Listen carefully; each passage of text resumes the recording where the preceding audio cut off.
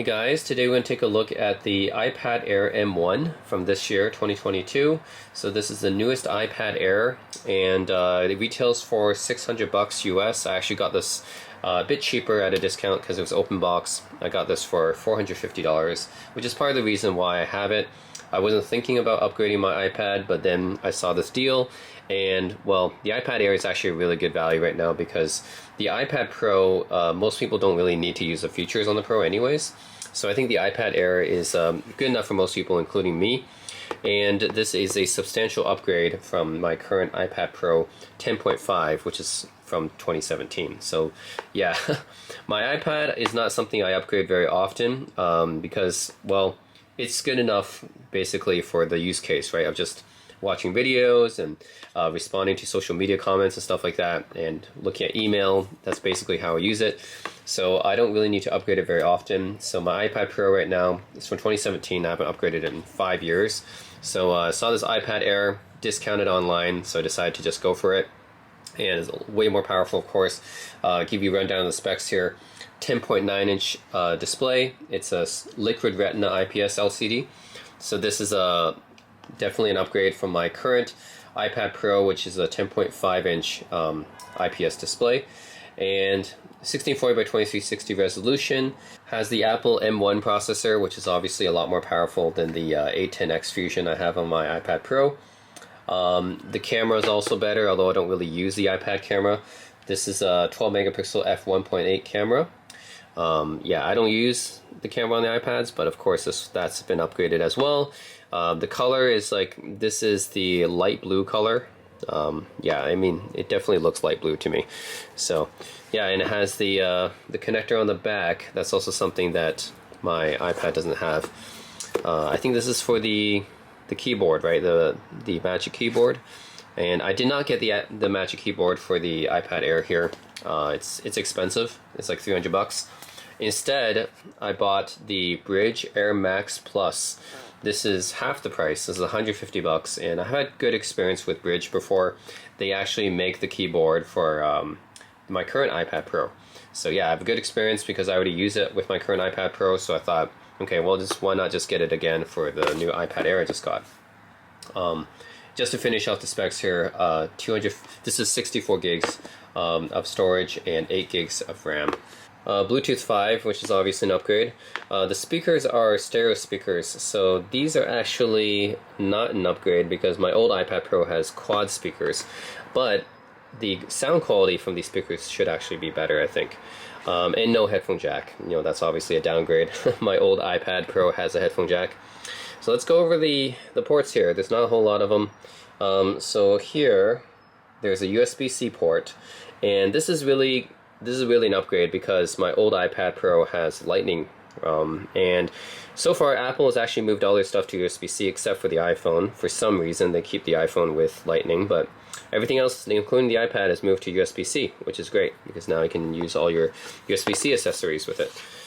Alright, and on this side here, left side, you get the power button and the fingerprint sensor. It's the same, it's in the same place. So the power button is also the fingerprint sensor here. Instead of having like a separate place for the Touch ID here. And yeah, of course this has got minimal bezels compared to the older iPads, which is good. Webcam right here. Okay, focus. Nope, does not focus well. Okay. Yeah, the webcam right here. So that's nice. So yeah, definitely it's got less bezels compared to my current iPad, and the webcam right there. So yeah, you can have more screen real estate basically in the same footprint. So in the same footprint, basically you get a 10.9-inch display instead of a 10.5, and on top here you have the volume buttons right here, and that's pretty much it in terms of ports. So yeah, yep, so right now you turn it on, and then I can just put my finger here and it'll unlock and just go in. See, that's pretty easy. It runs latest iPad OS. So yeah, my older iPad can also run iPad OS, the latest anyways, so that's not huge, that big of a deal. Display should be better, but we'll do a side-by-side comparison to just see how much better it is. Let's get on to the unboxing of the keyboard now. So this is the Brydge Air Max Plus. Like I said, I chose it over the Magic Keyboard because it's half the price. And Brydge has made good keyboards before. I use their keyboards on my current iPad, or my older iPad now, and yeah, it's done very well. It's very well built, and never had any issues with it. So I just went with Brydge again. This is actually the iPad Air 5th generation, but this one works with the 4th generation and the 5th generation. So yeah, it's called the Air Max Plus. Also works with the iPad Pro 11-inch as well. Yeah, so you can actually see down here, they list everything it works with. Okay, alright, so once you open it up, it says it's a wireless keyboard in case it's got a trackpad. So that's actually something that my current keyboard doesn't have. It's a trackpad. That's pretty cool. You can tell that the case looks very rugged. Like, man, it could definitely take some beating, right? Looks like one of those rugged laptops that you can buy for businesses, right? Some of the Dell Latitudes and stuff, like they use them in the military and stuff like that, and they have like these really rugged cases. Some of the Panasonic Toughbooks, yeah, that kind of stuff. Like this looks really rugged, like it'd survive in a military environment, basically. All right, what else you get in here? You get download Brydge Connect for latest firmware updates. Huh, okay, I didn't know that these keyboards had firmware updates. Everything has updates these days, I guess. And this is a small little quick start guide thing, user manual, okay. So yeah, you can tell, oh, there you go. Yeah, so pretty simple instructions here. Today, trackpad gestures, keyboard shortcuts, yeah, shortcuts and gestures right there, and a protective case. And I think you can actually remove this case to use it as a standalone tablet case. It's cool, and you get a sticker as well. So that's what you get in the box here, and this is $150 US. Yeah, half the price of the Apple Magic Keyboard.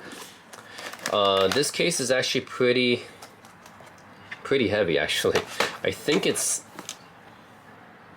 yeah, it's like as heavy or heavier than the iPad Air. The iPad Air is what, 1 pound? I think it's 1 pound. It's fairly light. I think this is more than 1 pound. Yeah, this is maybe like 1.5 almost. I think this definitely weighs.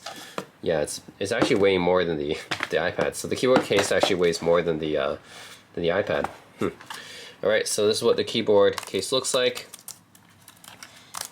I can tell you that the feel of this keyboard case is pretty similar to the Brydge keyboard I already have, and that's a good thing. Because if you guys haven't used a Brydge keyboard before, now I don't have the Apple Magic Keyboard, right? And I know the Apple Magic Keyboard is pretty good too, but the Brydge keyboard keys are pretty nice. They're not quite as good as like a 2014-2015 MacBook Pro, like the older MacBook Pro's pre-butterfly keyboard, but they come pretty close to that, I'd say. And they're not as good as the current generation MacBook Pro, like scissor switch keyboards. But yeah, these are almost as good as the old MacBook Pro keyboards, I'd say. The old scissor switch ones, which is a really good thing. I mean, those are pretty good keyboards. So yeah, and then you get like specific things to the iPad OS here, which is like, this is like go back home. It's like, this is like for the keyboard, the lock screen, and then this is for lighting up backlight, and then this is for the contrast. This is to bring up the on-screen keyboard. This is like to play media, and then this volume, Bluetooth, power. So yeah, that's all pretty familiar to me. The difference between this one and the one I have is, well, not just the rugged case, but also the trackpad. So yeah, the one I currently have does not have the trackpad, so I'll have to definitely test this one out. I've not used my iPad with the trackpad before. Yeah, so is anything else at the bottom here? Nope. This is designed in Utah, assembled in China. Okay, Brydge. Yeah. All right, so we can put the iPad in here. I think it'll just snap into place here, I think.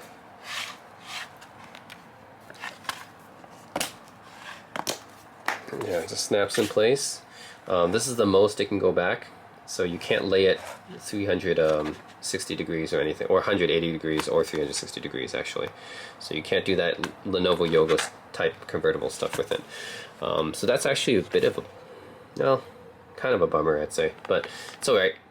Yeah, this is the most it opens up. And then after that, it's in the protective case, weighs in total about 2.5, 2.6 pounds.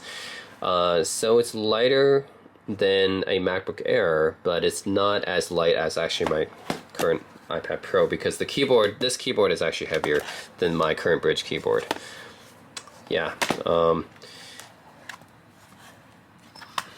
it on here. You guys can see. All right. So.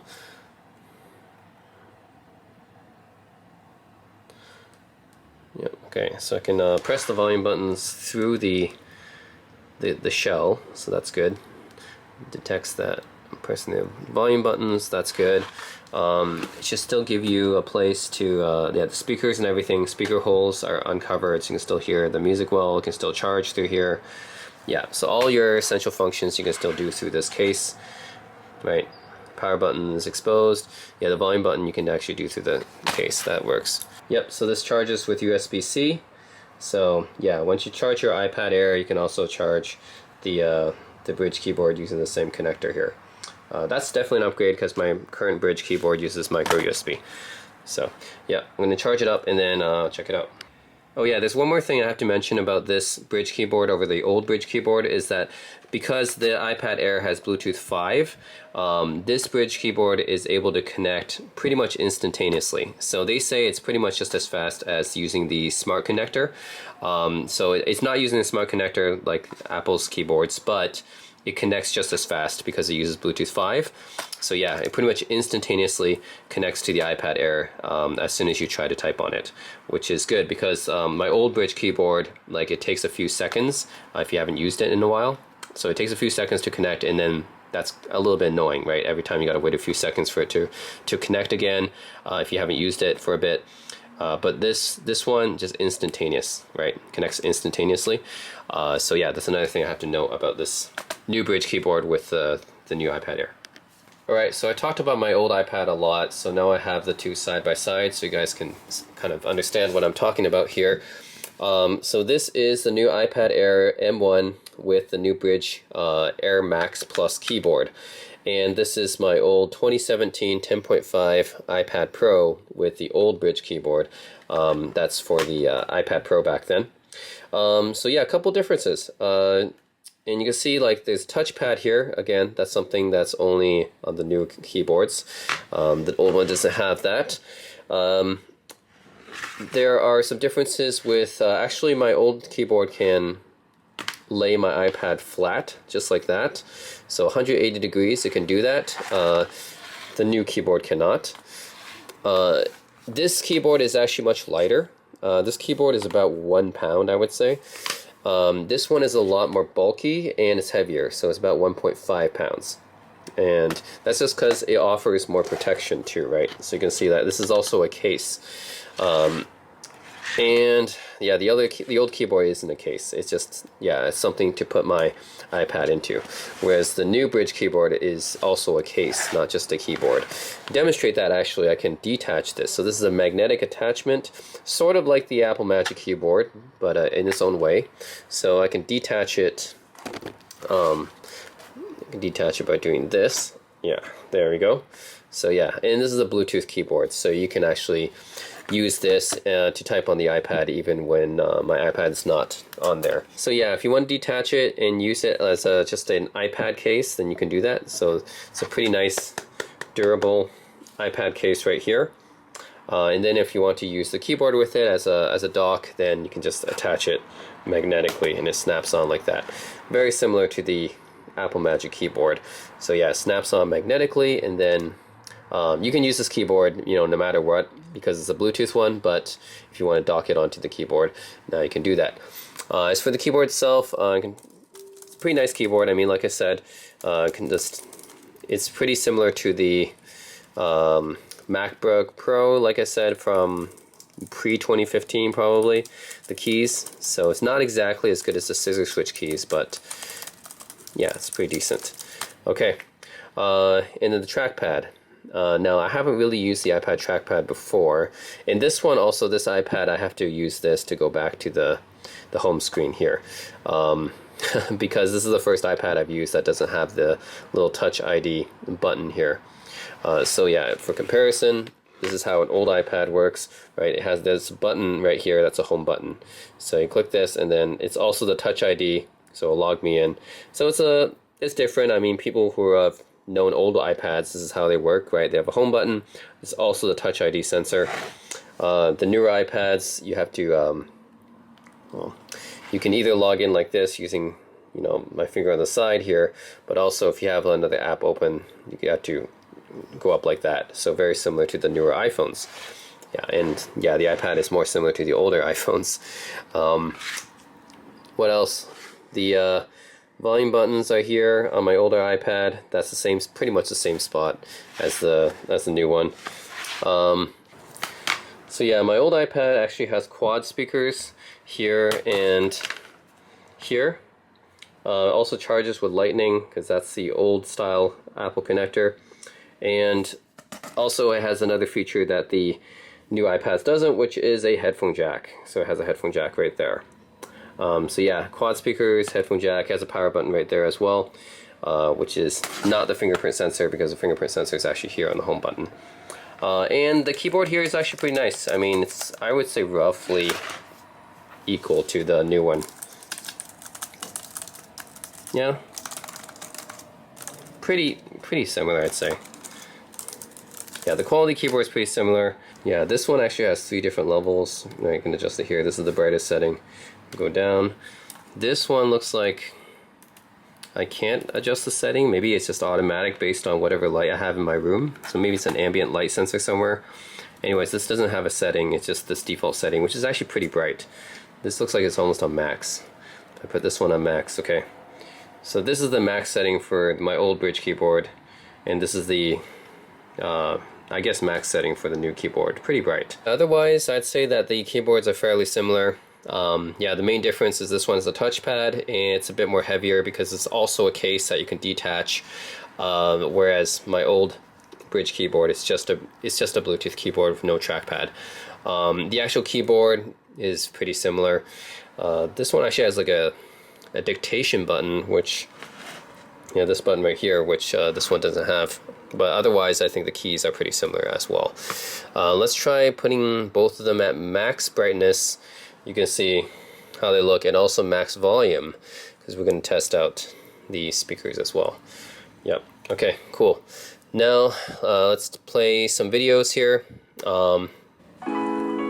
Okay, so this is my old iPad Pro with quad speakers at full volume. You guys can hear how the speakers sound like.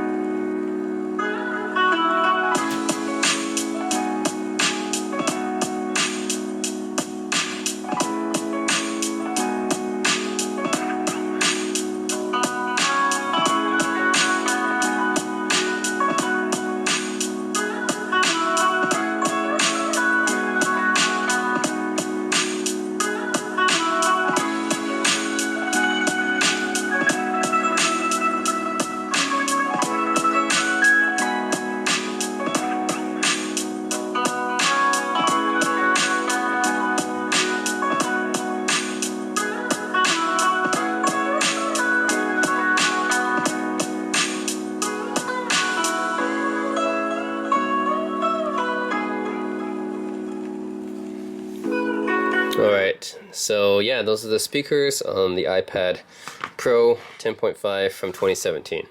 Alright, now let's listen to the iPad Air M1 speakers and see how they compare.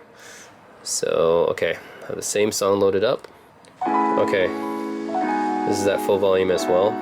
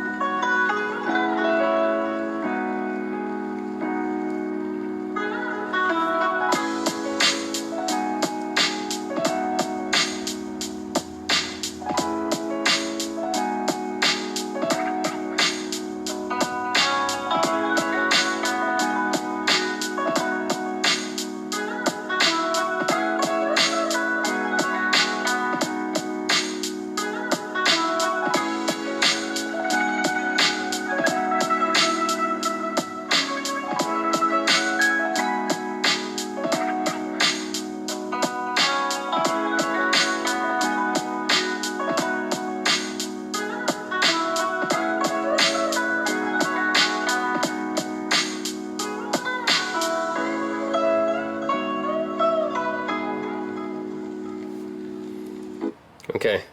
You know what? I actually think the old iPad Pro sounds better. I don't know how well you guys could hear that, but I think it's probably because of the quad speakers on the iPad Pro. It sounds more spacious. Yeah, I think that it actually sounds bigger and more spacious than the iPad Air does. That's probably because as the quad speakers. The iPad Air still sounds very good. It's just the old iPad Pro has more speakers, so yeah, I could definitely hear more sound, more spacious sound coming out of it. The quality of the sound itself, I think they're both really good. It's just yeah, you have the extra 2 speakers in the iPad Pro, so yeah, it sounds a bit more spacious to me. So yeah, actually, I still prefer my old iPad Pro for the audio. So I have max brightness for each. Actually, we can see exactly how low it goes down to as well. Okay, that's how low they go down to. But yeah, let's do max brightness for each. See how the displays compare. Okay, so now I'm going to test out the displays for both of these, and I have them both set to max brightness. And obviously, the iPad Air has a bigger display, it has 10.9-inch display. The old iPad Pro is 10.5. Otherwise, they both have P3 color gamut. They both have True Tone. The old iPad Pro actually has 120 Hz ProMotion refresh rate, but that doesn't really apply for playing videos like this. That's really only going to apply for playing like 120 FPS, like slow motion type videos, or like some games might use it, but it's not going to be applicable to this test. So you guys shouldn't see a difference there. And yeah, I had to mute both of these videos because yeah, it's a copyrighted song. Yeah, let's see how the displays compare. I'm going to both at the same time, right? There. Both these videos are running 1080p right now. It should be the same resolution. Now, what I'm noticing, I don't know if you guys how well you guys can notice it, is that they have different color temperatures. It seems to me that the iPad Pro has a warmer color temperature. The iPad Air has maybe more natural one, or like a lighter one, a brighter one.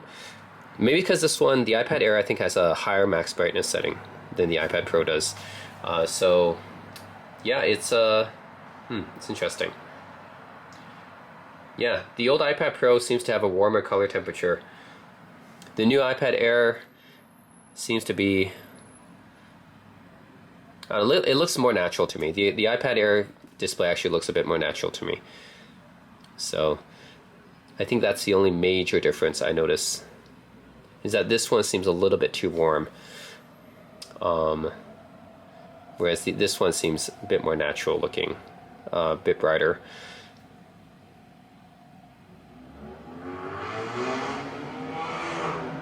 Yeah, I think that would be the main difference I notice. I mean, both of these displays are very, very good quality. So they're both very good displays. I can't tell that there's not like a huge quality difference between these two displays. So the major thing I noticed between them is yeah, is the color temperature.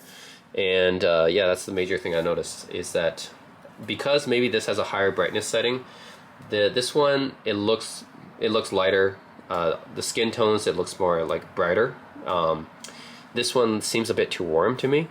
Yeah, to my eyes, I think this one looks a bit more natural, the iPad Airs.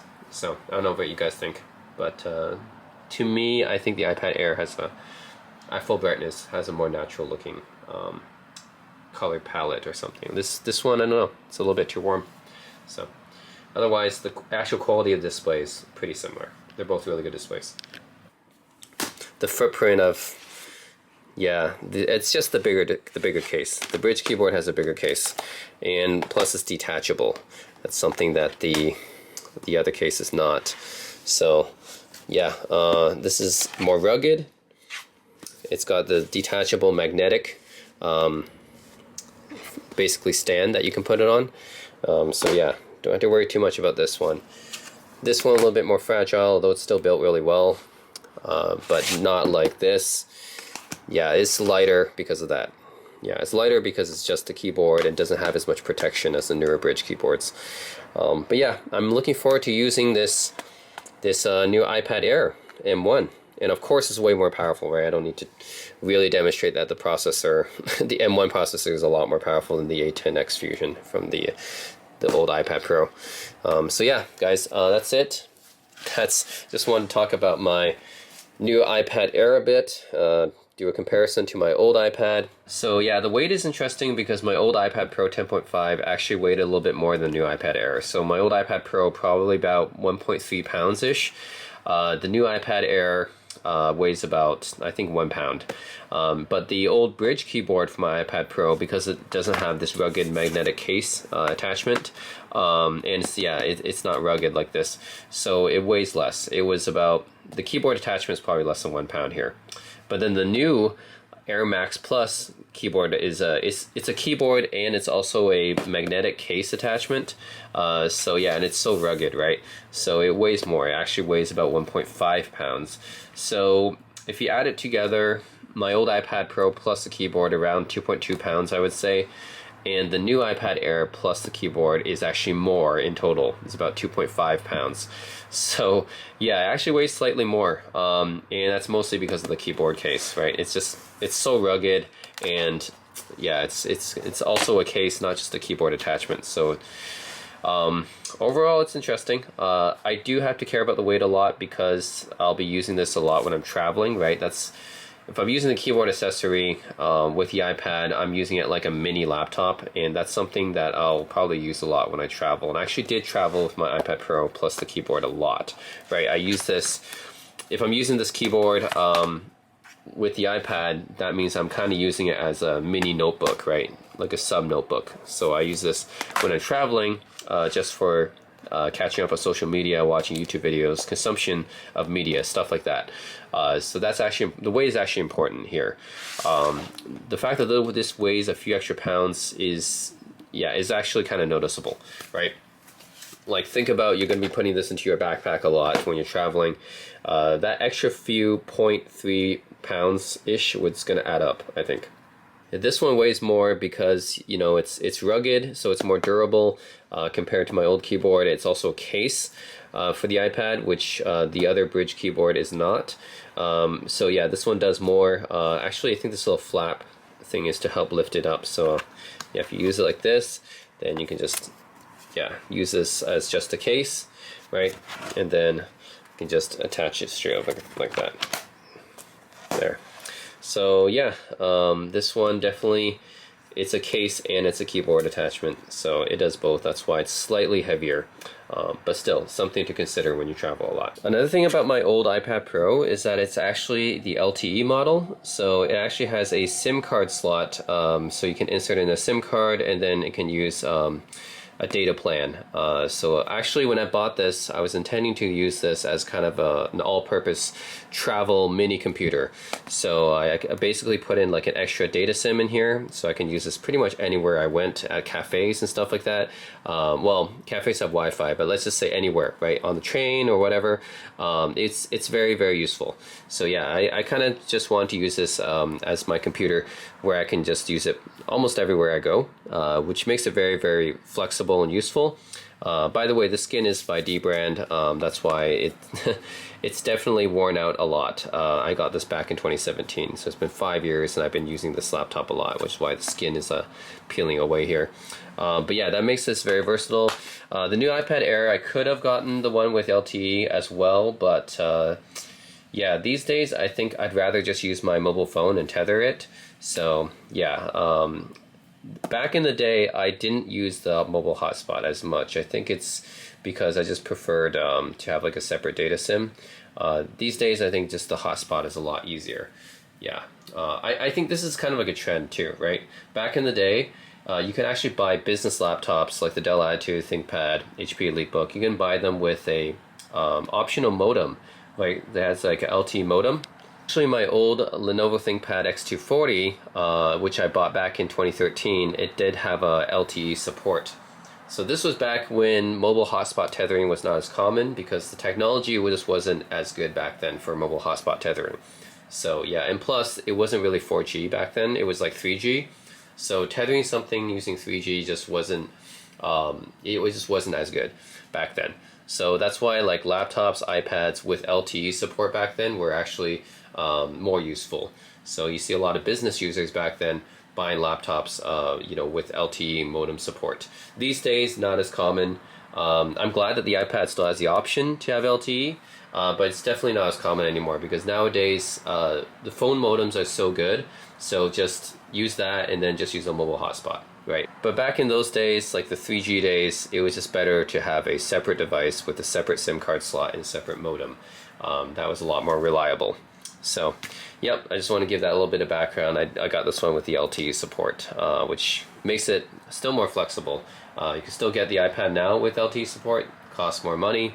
But if you really do want something, with its own data plan, and you don't want to take up your phone's battery life, doing mobile hotspot does take up your phone battery life, so that's the other advantage of getting a device with a separate modem, LTE modem, so you don't have to use up your phone's battery life for hotspot tethering. So yeah, that could be another advantage. If you travel with your iPad a lot, you are paying a little bit extra. I believe it's like $150 extra for the cellular model, but again, if you travel a lot with the iPad or you're a business user, it could be worth it, right? Instead of using up your phone's battery life to, or just constantly having to hotspot tether if you're out and traveling and about all the time. Anyways, guys, that is my review and overview of the iPad Air M1 from this year, 2022, compared to my old 5-year-old iPad Pro 10.5.